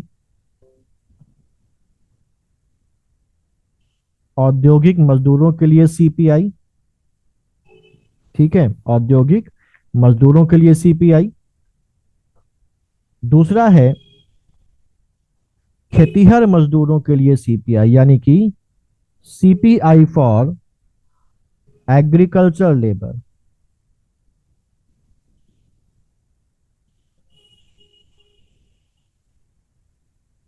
खेतीहर मजदूरों के लिए उपभोक्ता मूल्य सूचकांक यानी कि CPI.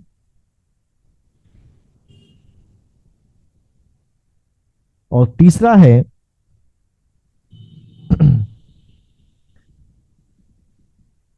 CPI for urban non manual employees.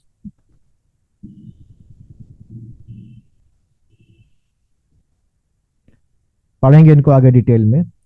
यानी कि शहरी गैर मैनुअल कर्मचारियों के लिए उपभोक्ता मूल्य सूचकांक, शहरी गैर मैनुअल कर्मचारियों के लिए उपभोक्ता मूल्य सूचकांक। सर गैर मैनुअल मतलब? गैर मैनुअल जो मैनुअल काम नहीं करते। मैनुअल मतलब जो हाथ से काम करते हैं, शारीरिक श्रम वगैरह करते हैं, है ना, तो उनके अलावा जो नॉन मैनुअल एम्प्लॉइज हैं।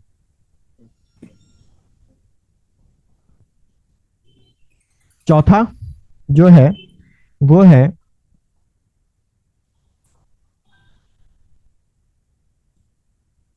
सीपीआई फॉर रूरल लेबर,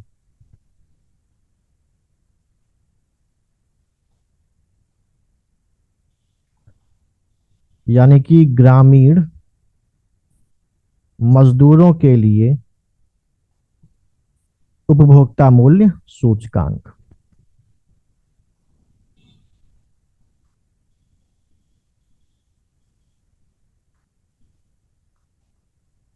ठीक।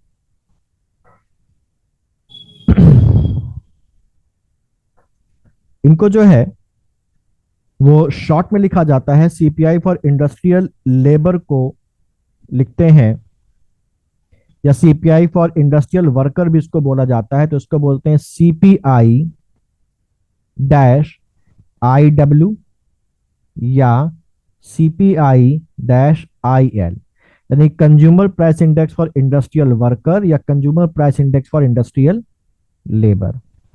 इसको बोलते हैं सीपीआई फॉर एएल यानी कि एग्रीकल्चरल लेबर। ठीक। इसको बोलते हैं सीपीआई फॉर यूएनएमई यानी कि अर्बन नॉन मैनुअल एम्प्लॉयज। ठीक, यहां पर आता है सीपीआई डैश आर एल, यानी कि consumer price index for rural labour. Clear? Sir तीसरा वाला एक बार फिर से बोल दीजिए। तीसरा वाला जैसे हमारे CPI पास देखिए यहां पर शब्द इस्तेमाल हुआ है एम्प्लॉयज, लेबर या वर्कर शब्द इस्तेमाल नहीं हुआ। तो जो दूसरे कर्मचारी हैं, जो फॉर एग्जांपल लिखत पढ़त का काम समझने के लिए बोल सकते हैं, जो व्हाइट कॉलर जॉब्स में हैं लोग, उनके लिए। सर ये लिखा क्या है CPI? CPI for urban non manual employees, CPI for urban non manual employees, यानी कि शहरी गैर मैनुअल कर्मचारियों के लिए उपभोक्ता मूल्य सूचकांक। तो जो इधर लिखा है उनकी शॉर्ट फॉर्म है। हाँ जी, यस। तो आगे से जब हम इनका इस्तेमाल करेंगे तो डिटेल में नहीं लिखेंगे, यही CPI AL, CPI RL, CPI IL वगैरह लिख देंगे तो आप समझ जाएंगे ना। Yes sir. ठीक है, बोल दूंगा मैं, लिखूंगा नहीं।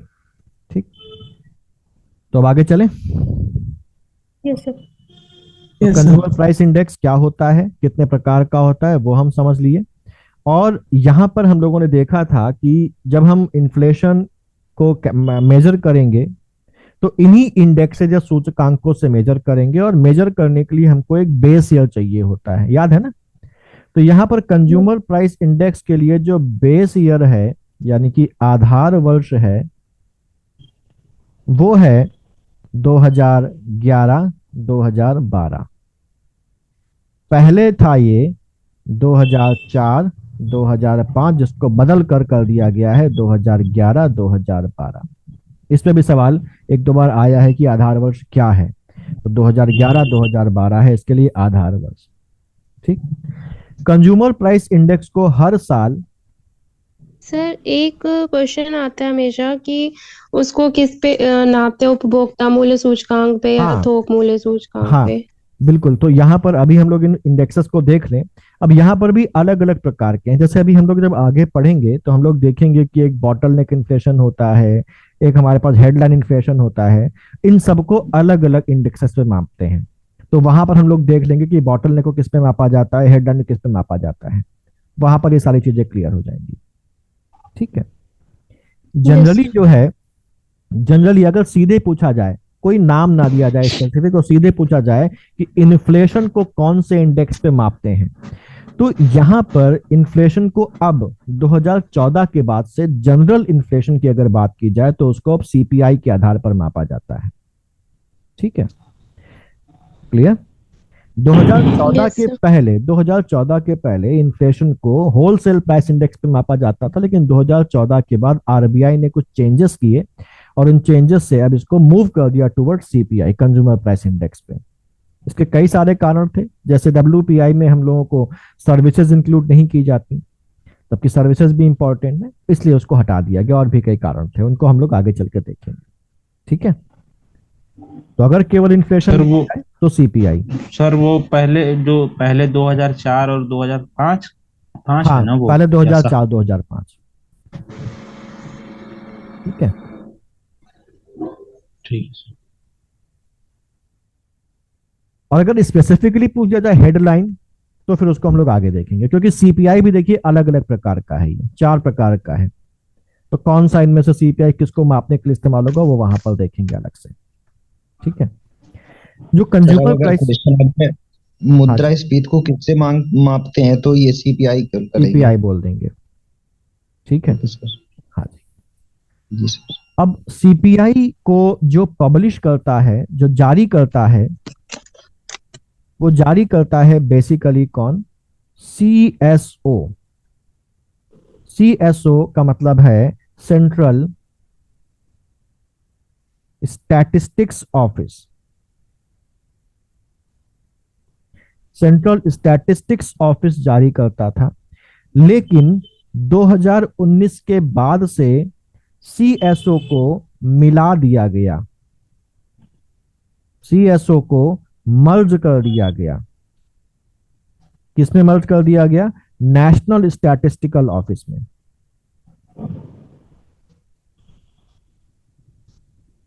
यानी कि अब जो है वो सीएसओ है ही नहीं, अब उसकी जगह पर क्या आ गया, नेशनल स्टैटिस्टिकल ऑफिस आ गया। ठीक, तो 2019 के पहले सेंट्रल स्टैटिस्टिक्स ऑफिस यानी कि केंद्रीय सांख्यिकीय जो कार्यालय है वो इसको पब्लिश करता था। अब 2019 के बाद सेंट्रल स्टैटिस्टिक्स ऑफिस को मर्ज कर दिया गया है नेशनल स्टैटिस्टिकल ऑफिस में। ठीक है, क्लियर? Yes sir. तो किसके द्वारा Yes, इसको पब्लिश किया जाता है वो भी सीख लिया हम लोगों ने। यहां पर एक चीज और ध्यान रखें, सरकार अपने कर्मचारियों को एक भत्ता देती है महंगाई को पूरा करने के लिए। ये भत्ता कहलाता है डियरनेस अलाउंस, है ना, महंगाई भत्ता। कहीं कहीं इसको सिटी कंपनसेटरी अलाउंस के नाम से भी जाना जाता है। तो जो डियरनेस अलाउंस है, जो महंगाई भत्ता है, वो महंगाई को कंपनसेट करने के लिए सरकार के द्वारा अपने कर्मचारियों को दिया जाता है। तो सरकार महंगाई भत्ते में कोई वृद्धि करेगी या नहीं करेगी और किस साल कितनी वृद्धि करेगी, इसको मापने के लिए भी कंज्यूमर प्राइस इंडेक्स का ही इस्तेमाल किया जाता है। तो इसको भी लिख लीजिएगा अगर लिख रहे हैं तो, कि जो सरकारी कर्मचारी हैं उनको डियरनेस अलाउंस का कैलकुलेशन, उसका एस्टिमेशन करने के लिए भी कंज्यूमर प्राइस इंडेक्स का ही इस्तेमाल किया जाता है। ठीक है सर क्या, सर डियरनेस एक बार फिर से बोल दीजिए। गवर्नमेंट एम्प्लॉयज के डियरनेस अलाउंस को मेजर करने के लिए भी कि कितना उनको दिया जाएगा, कंज्यूमर प्राइस इंडेक्स का ही इस्तेमाल सरकार करती है। ठीक है, या इसको ऐसे बोल दें कि जो डियरनेस अलाउंस है वो कैलकुलेट किया जाता है on the basis of consumer price index. ठीक, आगे चले। Yes yes sir. अब आते हैं होलसेल प्राइस इंडेक्स में, यानी कि थोक मूल्य सूचकांक में। कठिन तो नहीं लग रहा बहुत ज्यादा? नहीं सर। समझ में आ रहा है? सर लास्ट पॉइंट बता दीजिए आप। कौन सा लास्ट वाला पॉइंट? महंगाई भत्ता मापने के लिए सीपीआई का प्रयोग किया जाता है, उसके बाद सर? उसके बाद कुछ नहीं, यही बात मैंने कई बार दोहराई है। Okay sir. हाँ, अब आता है होलसेल प्राइस इंडेक्स।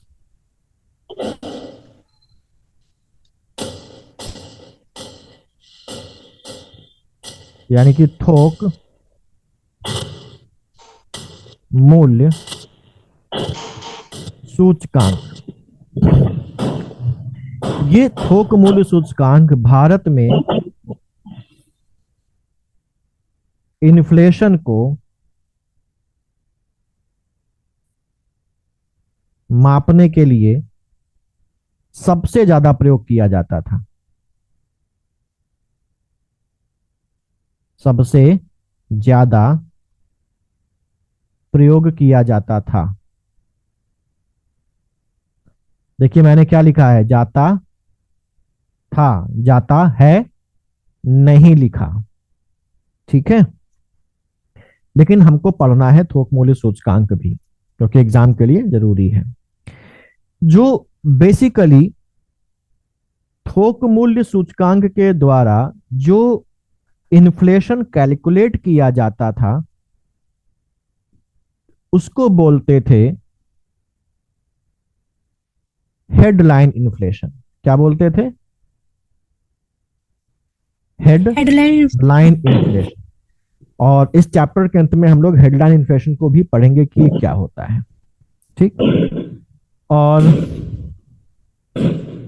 इसके लिए भी जो बेस ईयर है, WPI निकाला तो अभी भी जाता है, क्योंकि इसकी भी कुछ इंपॉर्टेंसेज हैं, कुछ वजहें हैं जिनसे इसको निकाला जाता है। इसका भी जो बेस ईयर है, बेस ईयर 2011-2012 ही कर दिया गया है। और 2014 के पहले, क्योंकि मैंने बताया कि 2014 के बाद WPI से मूव कर गए CPI की तरफ को मेजर करने के लिए, लेकिन 2014 के पहले WPI का इस्तेमाल ज्यादा होता था और गवर्नमेंट के जो मेजोरिटी डिसीजंस होते थे, RBI के जो मेजोरिटी डिसीजन होते थे, जो मॉनेटरी पॉलिसी से रिलेटेड होते थे, और गवर्नमेंट के जो उसकी फिस्कल पॉलिसी यानी कि राजस्व नीति से जो रिलेटेड फैसले होते थे उनको लेने में होलसेल प्राइस इंडेक्स का इस्तेमाल किया जाता था, उसी के आधार पर इसको किया जाता था। ठीक है, लेकिन जो होलसेल प्राइस इंडेक्स है उससे सीपीआई में बदलाव इसलिए किया गया क्योंकि जो होलसेल प्राइस इंडेक्स है वो उसको निकालने में सर्विसेज यानी कि सेवाओं और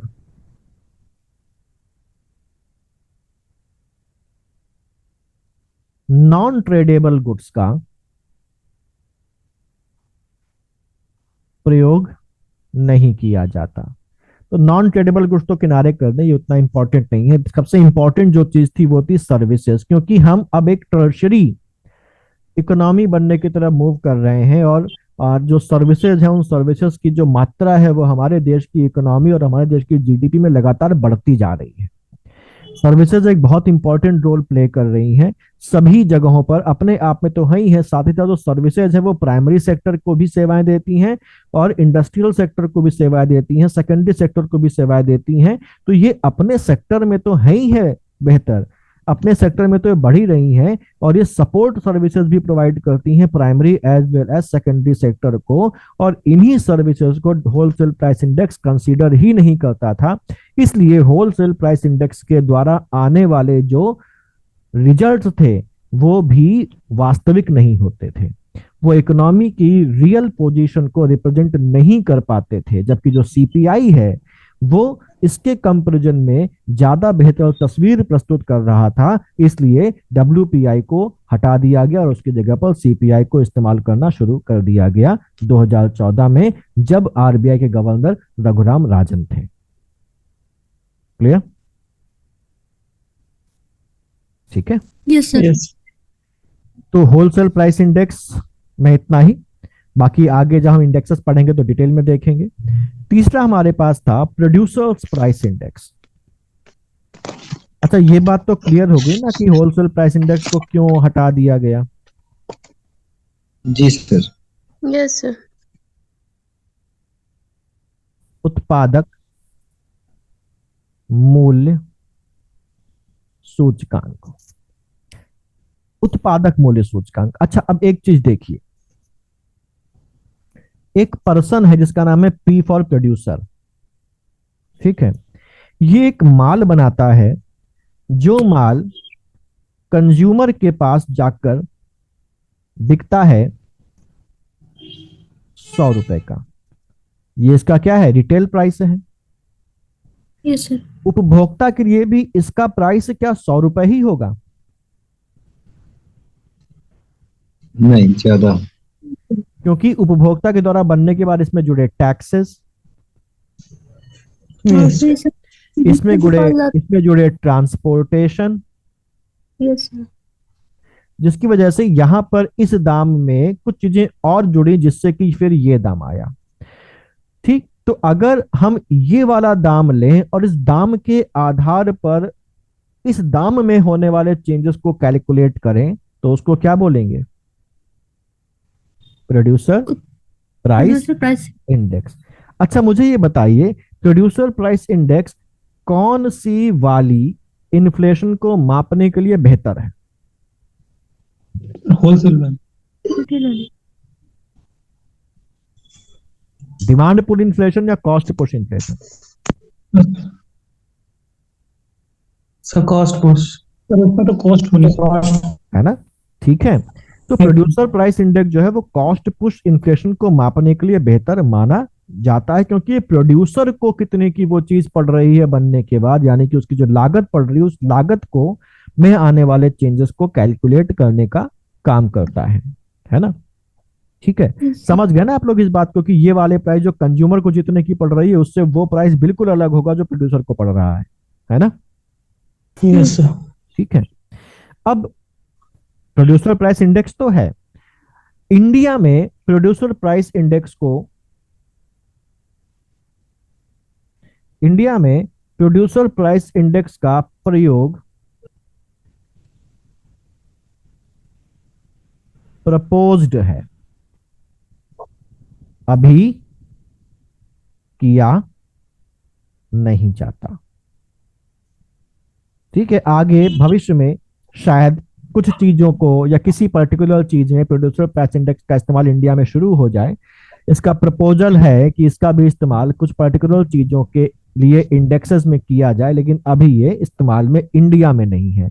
लेकिन हमको ये पता होना चाहिए कि प्रोड्यूसर प्राइस इंडेक्स नाम की भी कोई चीज है और उसका अंतर क्या है बाकी से। ठीक है, अब ये 3 प्रकार के इंडेक्सेस हमने देखे, और जो अगली चीज बताने जा रहे हैं वो मैं पहले ही बता चुका हूं, और वो क्या है कि 2014 तक भारत में इन्फ्लेशन को मेजर करने के लिए होलसेल प्राइस इंडेक्स का इस्तेमाल होता था। 2014 के पहले होलसेल प्राइस इंडेक्स, और 2014 के बाद किसका होने लगा? Consumer price index. Consumer price index. ठीक है, क्लियर है? जी सर। और होलसेल प्राइस इंडेक्स को रिप्लेस क्यों कर दिया गया ये भी आप समझ गए होंगे, समझ गए है ना? सर्विसेज को इंक्लूड नहीं कर देते। सर्विसेज को ऐड। बिल्कुल सही बात। अब थोड़ा सा और देख लेते हैं, इन्फ्लेशन के इम्पैक्ट्स, प्रभाव क्या पड़ता है।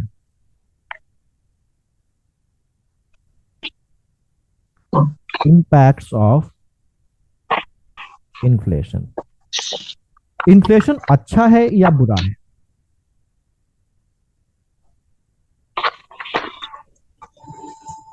एक लिमिट से ज्यादा सर हो जाएगा तो बुरा। हाँ, लिमिट को हटा दें, ओवरऑल देखें।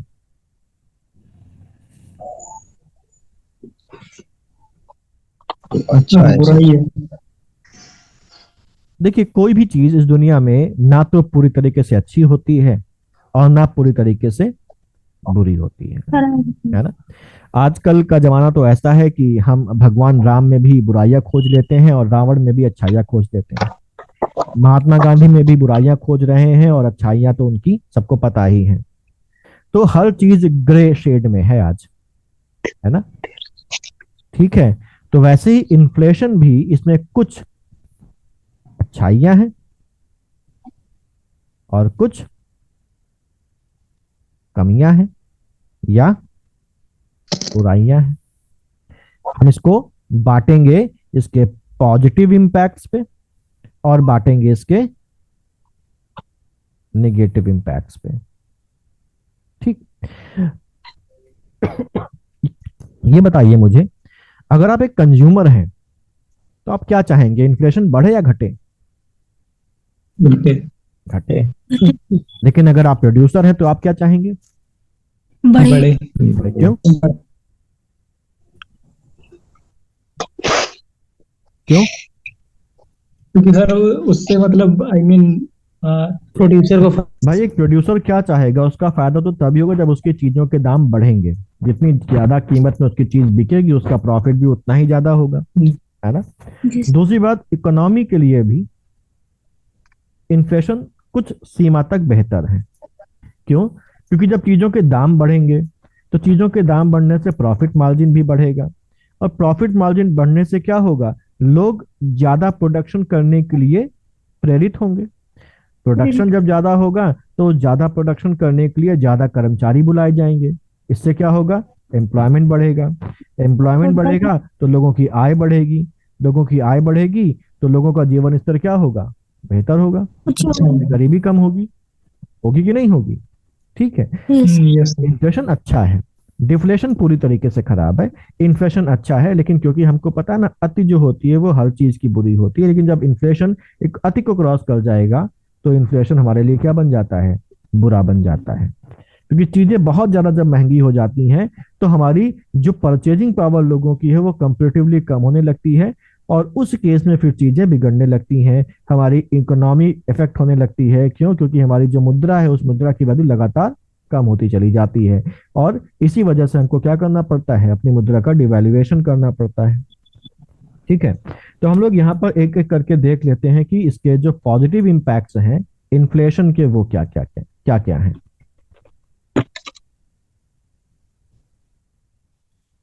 पॉजिटिव इंपैक्ट्स क्या क्या है? सबसे पहली बात, उत्पादक को फायदा। क्यों? क्योंकि जब कीमतें बढ़ेंगी तो प्रॉफिट भी बढ़ा। अब समोसे वाले के समोसे अब 10 रुपए की जगह 15 रुपए के बिकने लगे और लागत वही है उसकी, तो उसको 5 रुपए जी सर, पर समोसा समझ एक्स्ट्रा प्रॉफिट हुआ कि नहीं हुआ? यस है ना? और जब उसको 5 रुपए एक्स्ट्रा प्रॉफिट हो रहा है तो वो सोचेगा कि इस प्रॉफिट के पैसे को हम इन्वेस्ट करके 100 समोसों की जगह 150 समोसे बनाना शुरू करें। और जब वो 150 समोसे बनाना शुरू करेगा तो उसी अनुपात में उसका ऑयल की खपत बढ़ेगी, आलू की खपत बढ़ेगी, उसको शायद अपने साथ कोई असिस्टेंट भी लगाना पड़े, तो रोजगार मिला। और साथ ही साथ जो उसकी अलाइड लोग हैं, जो उसको आलू बेच रहे हैं, उसका भी फायदा हुआ, जो उसको तेल बेच रहा है उसका भी फायदा हुआ। हुआ कि नहीं हुआ? तो उत्पादक को फायदा होता है। जीडीपी को फायदा होता है। कैसे जीडीपी को फायदा होगा? उत्पादन बढ़ेगा।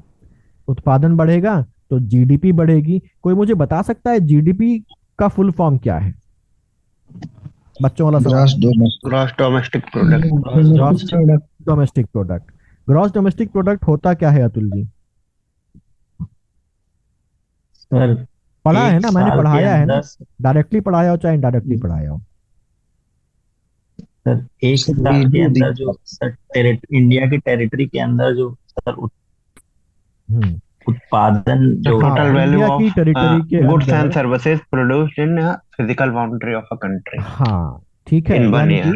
कि monetary value of final goods and services produced with in the territory of a country in a year, उसको क्या बोलते हैं? उस देश की जीडीपी बोलते हैं। यानी किसी भी देश की सीमा के भीतर एक साल में जितने भी मूल्य की अंतिम वस्तुएं और सेवाओं का उत्पादन हुआ है उसको उस देश की ग्रॉस डोमेस्टिक प्रोडक्ट या सकल राष्ट्रीय उत्पाद के नाम से जाना जाता है। तो अगर उत्पादक को फायदा हो रहा है और वो 100 की जगह अब 150 समोसे बनाएगा तो उत्पादन बढ़ा। उत्पादन बढ़ेगा तो ऑटोमेटिकली क्या होगा? जीडीपी बढ़ेगा। और जीडीपी किसी बढ़ेगी। भी देश की इकोनॉमी में होने वाली वृद्धि को मापने का एक तरीका जीडीपी भी होता है कि जीडीपी बढ़ रही है तो जाहिर सी बात है कि हमारे देश की इकोनॉमी डेवलप कर रही है, तो उत्पादन बढ़ने से जीडीपी बढ़ेगी, इसका मतलब हमारे डेवलपमेंट का लेवल भी क्या हो रहा है? बढ़ रहा है। बढ़ रहा। खैर, अब जीडीपी को थोड़ा सा किनारे करने की कोशिश की जा रही है, हम लोग पढ़ेंगे अभी। क्योंकि जीडीपी जो है वो इकोनॉमिक डेवलपमेंट का क्राइटेरिया नहीं माना जाता, ग्रोथ का माना जाता है। खैर, साथ ही साथ एक चीज तो यहां पर वैसे ही जुड़ गई ऊपर ही, लेकिन फिर भी लिख देते हैं, प्रोडक्शन बढ़ेगा। ठीक, साथ साथ क्या बढ़ेगा? एम्प्लॉयमेंट रोजगार। बढ़ेगा। है ना? अभी हम लोगों ने बात की थी ना, रोजगार बढ़ेगा, यस सर। एम्प्लॉयमेंट बढ़ेगा, और लोगों की क्या बढ़ेगी? इनकम। आय बढ़ेगी।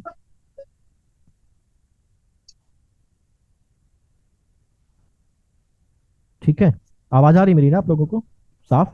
Yes sir. ठीक है, आय बढ़ेगी। तो ये पॉजिटिव इम्पैक्ट हैं किस चीज के? ये पॉजिटिव इम्पैक्ट हैं हमारे इन्फ्लेशन के। ठीक है, ये हमारे इन्फ्लेशन के पॉजिटिव इम्पैक्ट है। इसमें कोई डाउट तो नहीं कि नहीं ये नहीं है, कुछ और हो सकते हैं? अच्छा, अब इन्फ्लेशन अगर इतना ही अच्छा है तो सरकार इन्फ्लेशन को बनाए रखने की बात क्यों नहीं करती? तो सरकार इन्फ्लेशन को बनाए रखने की बात करती है। ठीक है, अभी एक टर्म मैं आपको बता रहा हूं, मैं उसको डिस्कस भी कर देता हूं, उस पर आप एक शॉर्ट नोट लिखकर मुझको भेजिएगा। एक टर्म है जिसको बोला जाता है FI। लिख ही नहीं रहा, एक सेकंड रुकिएगा।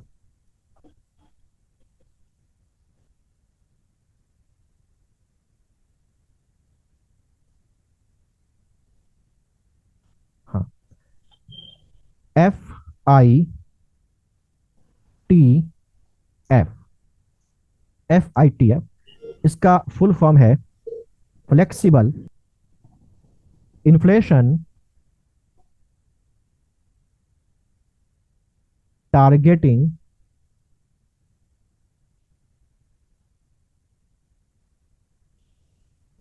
फ्रेमवर्क इंपॉर्टेंट है, ध्यान रखिएगा।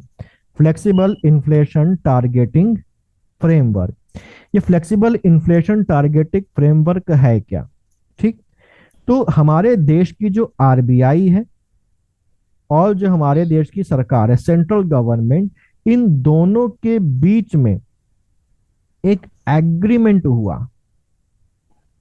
इस एग्रीमेंट में ये कहा गया कि जो आरबीआई है वो ये कोशिश करेगी कि जो इन्फ्लेशन है वो एक निश्चित सीमा के अंदर रहे, एक निश्चित सीमा के अंदर रहे। ये निश्चित सीमा डिसाइड की गई प्लस माइनस 2%, यानी कि इन्फ्लेशन 2% से कम नहीं होना चाहिए और 6% से ज्यादा नहीं होना चाहिए। इसी जो इंटरवल है इसके बीच में इन्फ्लेशन रखना है आरबीआई को। तो ये जो समझौता है, यहां पर हम इन्फ्लेशन को टारगेट कर रहे हैं कि इन्फ्लेशन इतना ही रहे, 2% से कम ना हो और 6% से ज्यादा ना हो। इसको बोलते हैं इन्फ्लेशन टारगेटिंग।